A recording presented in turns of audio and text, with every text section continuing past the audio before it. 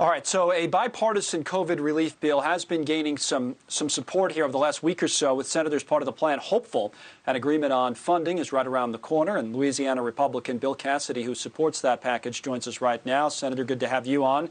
I don't know if Senator McConnell is helping or hurting here in terms of the effort on this. I know he seems to have bought you about a week to negotiate with this continuing resolution that was just announced on the Senate floor. But he also said a few minutes ago no reason to believe, the disagreements with Democrats are just going to disappear. So is he coming around to where you are on the bipartisan bill, or is the gap widening? I never pretend to speak for Mitch McConnell. He did say, though, last week that he doesn't want a bill which makes a point. He wants a bill which can become law. We're the only bill that can become law because we're the only bill which is bipartisan in both the Senate and the House. And by the way, once we begin our efforts, you can start to see movement. Schumer and Pelosi both said, OK, they would adopt our approach. Biden came out for it. President Trump said that he would sign a $908 billion bill. So we've begun to move. We don't want something which makes a point. We want something which can become law.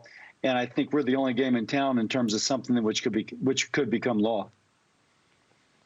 Let me dig in on just at least two, maybe three of the major issues that we're told are possibly sticking points. Where are you guys, or how is it going on liability protections for businesses? Is that going to make its way in there? Is there cooperation on the Democratic side? Where does that stand as far as you know? Yeah, a lot of back and forth on the liability protections. There's a concern because at the beginning of the pandemic, there were no regulations. And first we were told you don't need to wear a mask. Then we were told to wear a mask. And then there weren't enough masks, but they weren't of the right kind. Then we wore the mask, whatever the mask was.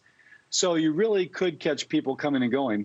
I'm told that just the process of establishing causation and safe harbor could bankrupt a business, particularly a small one. So we're trying to find a way to address those kind of episodes which were egregious, everybody could recognize were wrong, at the same time not allow it to be something that a trial attorney could just almost extort money out of somebody by the fear of the costly pre-trial proceedings. So we'll see. We obviously have to have to figure that out, and we're working hard to do so.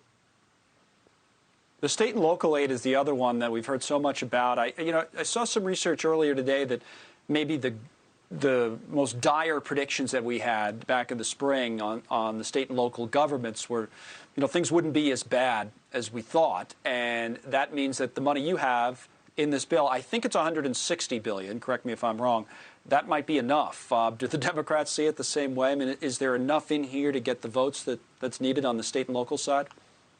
Yeah, on the state and local side, we feel good about it. Now, by the way, there's a lot of confusion that's going on about this. Folks circulate articles about how state and local tax receipts were higher than they expected. Yes, because last time we put an incredible amount of stimulus, which was spent quickly, which increased sales tax receipts. So that worked for last fiscal year. We really are talking about the next fiscal year. And we would have provisions so that it would not be a blue state bailout. You couldn't use the money to backfill a pension fund if you suddenly decided you haven't done it for a decade, but you're going to do it now. You couldn't do that. Indeed, you'd have to prove that you actually had a decrease in sales tax or decrease in revenue, put it that way, a decrease in revenue in order to qualify. So we have protections to protect the taxpayer. What we don't want is for localities to be laying off police officers because they don't have enough money in order to pay them. Well, some of the red states need it just as bad, if not more. The states that don't have the income taxes, they haven't been collecting them in places like Florida and Texas, right? So they might be in just as big a hole, if not bigger, because of that, no? 2 of the top 5 states are Texas and Florida in terms of their decrease in tax revenue. Now, you can say they have a lot of population, but just in absolute dollars, 2 of the top 5 states are Texas and Florida. This is not red state or blue state. It's kind of, how coronavirus has hit you and what's the source of your income. So if we say we're in it together, like when we have a hurricane, my gosh, come help us. We have a forest fire. We have a tornado in Iowa. This is really kind of a situation where we're in it together.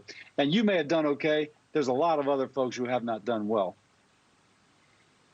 That is the truth. Senator, we'll keep following this and have you back on, hopefully, on this $908 billion relief bill that's out there. Senator Bill Cassidy from Louisiana. Thank you, sir. We appreciate you coming on. Thank you.